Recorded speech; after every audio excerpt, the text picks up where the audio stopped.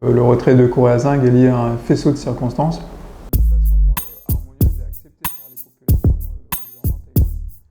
Donc, nous pensons qu'au jour d'aujourd'hui,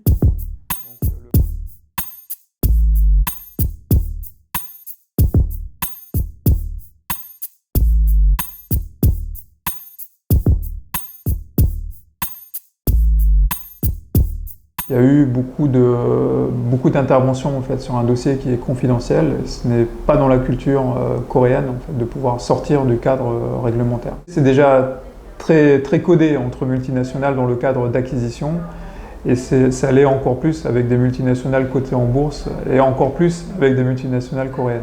Donc on pense que c'est tout ce concours de circonstances qui a abouti au retrait de ce dossier, mais ce n'est pas lié à la journée des événements d'hier.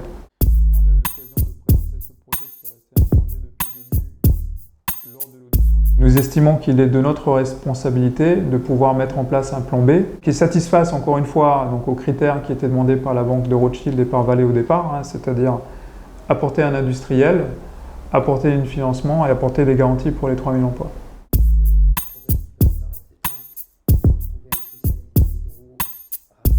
On resterait dans le jeu avec les mêmes termes que la proposition initiale que nous avions faite, c'est-à-dire un actionnariat calédonien détenu par les 3 provinces à hauteur de 56% et un partenaire industriel expérimenté en hydrométallurgie à hauteur de 44%.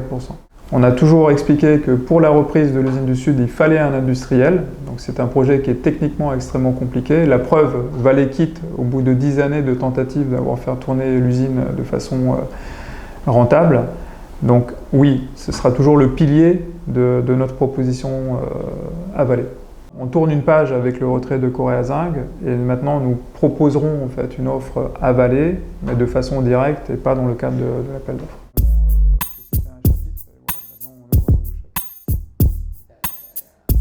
Le plan B en fait n'est pas né d'hier. Mais il est vrai que jusqu'à présent, Corée-à-Zinc nous paraissait être le candidat et le meilleur candidat industriel pour la reprise de l'usine du Sud. Mais nous avons plusieurs pistes, mais on ne peut pas vous en dire plus à ce stade.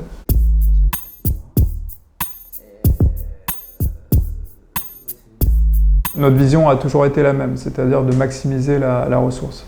On pense que c'est important que les Calédoniens comprennent que la ressource nickel et la ressource cobalt, ça va être le carburant des véhicules de demain. Donc c'est absolument stratégique. Donc notre vision a toujours été de faire le plus possible avec ce nickel, mais pour pouvoir financer de la diversification. Parce que le pendant à la ressource, c'est sa durabilité. Et la ressource nickel n'est pas durable.